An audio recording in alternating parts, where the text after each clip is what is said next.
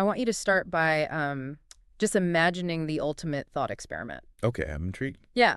So just picture a utopian world where you never have to work, like not a single day in your life. That sounds pretty good so far. Right. You never experience a traffic jam. You never feel the stress of a looming deadline. You don't even catch a cold. Wow. You just live in this perfect, unblemished health for, get this, 35,000 years.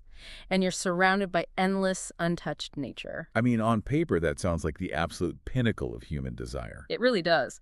But what if the cost of entry to this paradise was handing over absolutely everything you currently care about, like every passion, every hobby, every person you love, just completely erased? Oh, wow. So you're essentially exchanging the entire messy, vibrant human experience for what? A state of absolute serenity. Exactly. And that profound trade-off is the core of today's deep dive. We've got our hands on this fascinating translated source document, and it details a spiritual, almost mythological realm known as the 10,000-year world. Yeah, and reading through the sources, it genuinely reads like a literal map to an alternate dimension. Yeah. I mean, complete with its own set of natural laws. It's totally wild. It blends like hardcore cosmic science fiction with some extremely deep ancient philosophical principles. It really does. So our mission today is to map out the frankly mind-bending physics of this realm, understand the daily lives of the celestial inhabitants, and unpack the incredibly strict rules for how a person actually gets there. Because the admission standards are going to blow your mind. Oh, absolutely. And to help decode the deeper philosophical meaning behind this strange universe, I've got our resident expert here to help make sense of it all. I am so thrilled to be diving into this one. The 10,000-year world challenges, well, basically everything we assume about physics and biology. Let's start with the physical coordinates, because the source material gets very specific right out of the gate. Which is pretty unusual for a spiritual text. Exactly. It says this planet is located about 3,480 light years away from Earth. That is a massive distance. Massive. But getting there supposedly only takes about 58 minutes. Right, which immediately tells us we aren't dealing with standard astrophysics here. Yeah, the text says you're traveling at something called negative universe speed. I love that concept. I am obsessed with it. But how does that actually work? Like, are we talking about wormholes? It's essentially a blending of quantum mechanics and spiritual ascension. So if the positive universe is our physical reality where you are bound by light and gravity, the negative universe is an inversion of those rules. Okay, so you're not physically flying a ship. Exactly. You aren't propelling a physical body. You are shifting your spiritual mass into a state where distance is irrelevant. You slip outside normal space-time, which is why a 3,000 light-year journey takes less time than your morning commute. That makes so much sense. It's like taking a cosmic shortcut. And the planet you arrive at, it's huge. 16 times larger than Earth. 16 times. Just an absolute giant. And it moves slowly through what they call the rotary river system. Right, and you have to think of the Rotary River not as water, but like a galactic slipstream. It's this current of cosmic energy that gently carries the planet. But here's the detail that completely breaks my brain. The planet doesn't rotate, like, at all. Nothing. No spin whatsoever. It just sits there gliding through this energy river, totally static. And that single detail, that lack of planetary rotation, is the foundational mechanism for everything else in this world. How so? Well, think about Earth. If you stop the Earth from spinning right now, our entire biosphere collapses. You lose the Coriolis effect, the climate is torn apart, gravity gets weird. But in this realm, the lack of rotation is the feature, not the bug. Okay, let's unpack this, because hanging around this non-rotating planet are 16 incredibly dense small satellites, basically mini-suns. Right. They hang in space at equal distances from one another, and each one emits a completely different frequency of light wave. Because the planet doesn't spin, those 16 suns divide the surface into 16 distinct, permanently colored zones. Let me try to visualize this for you. It's like taking a massive non-spinning disco ball, putting it in the center of a room, and surrounding it with 16 permanent, different colored spotlights. That's a perfect analogy. The light never moves, the shadows never move, and you end up with these completely isolated, frozen in time ecosystems. The physics of that are staggering. On Earth, our entire biological rhythm is dictated by the day-night cycle. Yeah, the sunrise, the sunset. Exactly. By removing planetary rotation, you fundamentally change what time even is. Nature is perpetually locked in specific states. Time isn't something you wait for anymore. Wait, what do you mean? I mean, time is a geography. If you want it to be tomorrow, you literally have to pack up and walk into the next town. Oh, wow. That is wild. So let's talk about what those zones actually look like on the ground. Yeah, the environments are permanent. The most striking one, detailed in the sources, is the eternal night zone. But it's not just a dark, frozen wasteland. The sun above it emits heat, but also black light. Black light and radiant heat. It's such a brilliant ecological paradox. And because of this, the ecosystem adapted in the craziest way. The plants, the animals, insects, even the stones glow with their own distinct colored light. Bioluminescence on a massive scale. Yeah, if you stand on a mountain there, you can see the river shining splendidly. The best way I can picture it is if you were on a skyscraper looking down at a neon-lit city skyline at midnight. That is highly evocative, and biologically it makes sense, like deep ocean creatures on Earth using bioluminescence. Right, and then right next to that you have the eternal dawn zone, misty horizons, beautiful dawn clouds. Very mysterious atmosphere. Walk a little further, you hit eternal evening, and then eternal morning. I feel like eternal morning would be incredibly grounding. Oh, totally. The dew is like crystal, birds are always singing, air is fresh. Think about stepping outside at 6 a.m. on a perfect, crisp spring day, and that feeling literally never ends. Incredible. And directly across from the night zone is eternal noon. Bright sunshine, cool breezes, flourishing trees, and abundant fruit. Tying all these radically different atmospheric zones together is a massive, unified geographical system. Right, the geography is epic. 16 separate oceans, each the size of the Pacific, massive waterfalls, old-growth forests, and the weather is highly regulated. Very important point. Constant rainfall, but absolutely no snow or hail. You get wind, but no freezing temperatures. Which is the direct result of having static heat sources. You don't get the extreme thermal clashing that creates catastrophic storms. It's just perfectly balanced. Exactly. Perfectly balanced thermal loops. An environment optimized entirely for flourishing. And because of that equilibrium, it's teeming with specific wildlife. Mandarin ducks, jumping frogs, swirling dragonflies. It's a lush, hyper-vibrant utopia. Which naturally brings us to the biggest question. Who actually gets to live in this terrarium? And, what do they do all day? Right, this is where we transition from cosmic world building to a really intense examination of sociology. Or, well, the complete dismantling of it. Let's look at the inhabitants. They're called celestial beings. Physically, they're described as extremely beautiful, looking like Eastern and Western hybrids. Very idealized forms. Around 180 centimeters tall. No physical deformities. The concept of being ugly simply doesn't exist. Oh, and they're entirely naked, fly on clouds, and live in hermits' abodes. I want to highlight that phrase, hermit's abodes, because it shows the complete removal of industry. Because there are no houses. Right. A house requires labor, cutting trees, mining stone, plumbing. By living in these natural abodes, they bypass the need for an economy. That is explicitly called out in the text. It contrasts this world with a lower realm called the 1,000-year world, where people still have to build roads and weave cloth. Yeah, manual labor still exists there. But in the 10,000-year world, there is absolutely zero physical labor. None. No bosses, no government. They just drink stream water and eat fruit.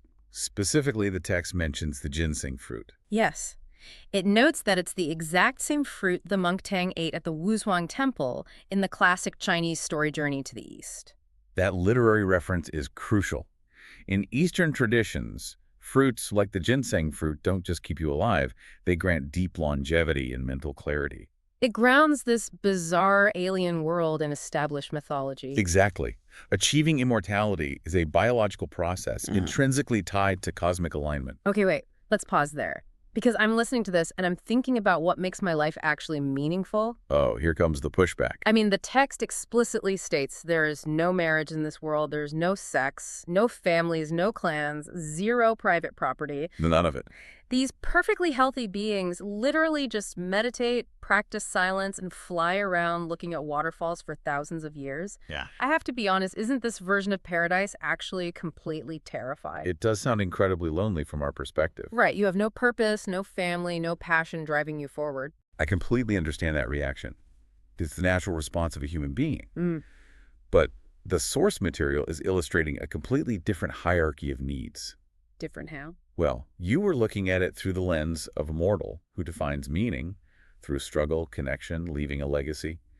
We need family for survival and support. Yeah, if I don't have my family or my creative projects, what am I even doing? But for these celestial beings, those biological imperatives have vanished. Peace, quiet, elegance, touring nature. These completely replace the chaotic human desires for connection and property. So they don't feel the absence of love because the part of the brain that craves it has just been turned off. Precisely. The human chaos is replaced by pure cosmic alignment. Think about the ripple effects. If you don't have private property, you can't experience greed. How true. No family or clans means you eradicate tribalism and war. No sexual desire eliminates jealousy. It is the systemic elimination of friction. Wow. And without that friction, life operates on an entirely different time scale. The biology slows way, way down. The pace of life becomes glacial. Time loses its urgency.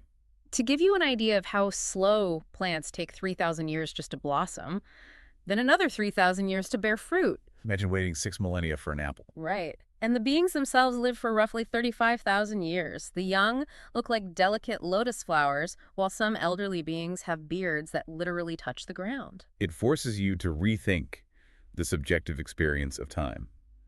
If a flower takes thousands of years to bloom, what does a Tuesday even feel like? It's a profound visualization of eternal patience. And even death is just this serene, frictionless event. No hospitals, no sickness. Exactly. When their 35,000 years are up, they pass away in a sitting posture.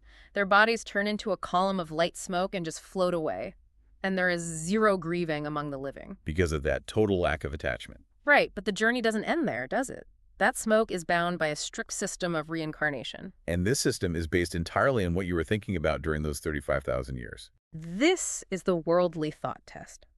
And it is intense. There are 4 specific destinations for your smoke. Destination 1, if you lived your whole life without a single worldly thought, your smoke goes to the Elysium world. The absolute highest tier of existence. Destination 2, if you had some passing worldly thoughts, your smoke reforms, and you start another cycle right there in the 10,000-year world. A cosmic reset button. Yeah. Destination 3, if you often had worldly thoughts, you're degraded to the 1,000-year world. Back to weaving cloth and building boats. Back to the grind. And Destination 4, if you actually acted on those worldly thoughts, you are degraded all the way back to the mortal world. Earth. Back to traffic jams and heartbreak. We really need to define exactly what a worldly thought is here, because it's not just committing a crime. Right, it's way stricter. A worldly thought is desiring power, wealth, family life, sex, or property. But crucially, it also includes negative emotional states, grief, hatred, or jealousy. So even feeling sad that your friend turned into smoke counts against you. Yes.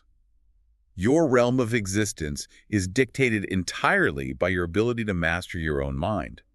If you allow the gravity of heavy human emotions to take hold, it literally pulls you down to a heavier realm. It's an unforgiving internal meritocracy. Which brings us to the logistics of getting there in the first place. Because if staying there is that strict, The requirements just to get in the front door must be staggering. Let's walk through the physical journey.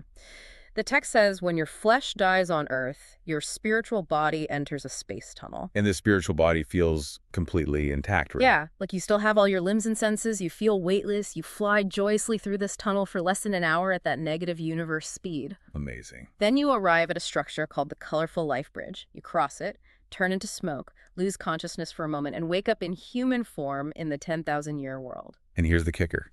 You have full memories of your past lives. Which is wild. You know exactly where you came from. Retaining the context of your mortal struggles is vital. The peace isn't born of ignorance. You know the pain of Earth, which makes the serenity an active experience. But practically no one actually makes it across that bridge. There's a shocking statistic buried in the material. It's pretty bleak. The planet can hold 10 billion celestial beings. But currently, it only has about 100 million inhabitants. That scale of emptiness is hard to fathom. It's as empty as Earth would be if we only had 6 million people spread across the entire globe. A vast, echoing, unpopulated wilderness. And why is it so empty? Because the disqualifiers are brutal. To gain entry, you cannot love your family, you cannot love the opposite sex, you cannot love your country or your work. You are systematically dismantling the core pillars of human identity. Every single thing that gives a mortal life shape is a contaminant. It gets even more specific about our daily habits. You cannot like television, radio, or the internet. And get this, you cannot like reading books. I want to jump in on that one. Yeah. Why books? Because reading is the act of absorbing other people's worldly thoughts. Ah, right. It's inviting external chaos into your static mind. That's a great point. And it continues. You cannot, like luxury villas or driving limousines, you cannot desire wealth. And you cannot fight against people, heaven, or earth. If you have a lingering attachment to any of those things when you die, you are disqualified. Almost no human being can meet those standards. Think about your phone right now. Think about your favorite song. If you hold on to them, you don't get in. It really encapsulates the absolute zenith of spiritual detachment. The premise is that the things bringing you joy, hobbies, family, achievements, are actually anchors keeping you chained to suffering. They are the friction wearing you down. Exactly. So how does the material suggest we actually live a life that prepares us for this? It leaves us with a few inspirations. Kind of a philosophical cheat sheet. Yeah. It advises us to eat the sun essence, drink the moon tenet. It stresses doing good deeds daily and spending constant time in meditation. Embracing massive paradoxes, too. Right, like realizing that the empty space is not empty and the intangible is tangible. It's demanding that you look past the material world entirely. Realize that true substance is found in unseen forces. There's one phrase that really stuck with me. The body is dynamic while the heart is static. I want you to really think about how you move through your day tomorrow. That's a powerful thought. Your body can be dynamic. You can go to work, interact with the world, but your heart, your inner core, must remain completely static, unmoved by the chaos and stress swirling around you. And that mastery of the self requires a lifetime, or multiple lifetimes, of grueling internal work. It really does. So we've explored the glowing black light zones, the physics of a non-rotating planet, the slow biology of a 35,000-year lifespan, and the brutal toll you pay to cross the colorful life bridge. Which leaves us with a very different kind of thought experiment to end on. I love this part. We've been talking about this world as the ultimate goal, a paradise with room for 10 billion souls. But as we discussed, only 100 million are there. The universe threw the ultimate VIP party, and almost no one is attending. Yeah, the guest list is notoriously short. So here's the question for you to mull over. What if the text has it backwards? What if the mortal world, with all its heartbreak, its traffic jams, internet debates, and messy relationships, is actually the main event? Oh, wow. If you manage to shed every single attachment and cross that bridge tomorrow to sit in silence for 35 millennia, would you be transcending human nature or just completely abandoning the only thing that makes existence worthwhile?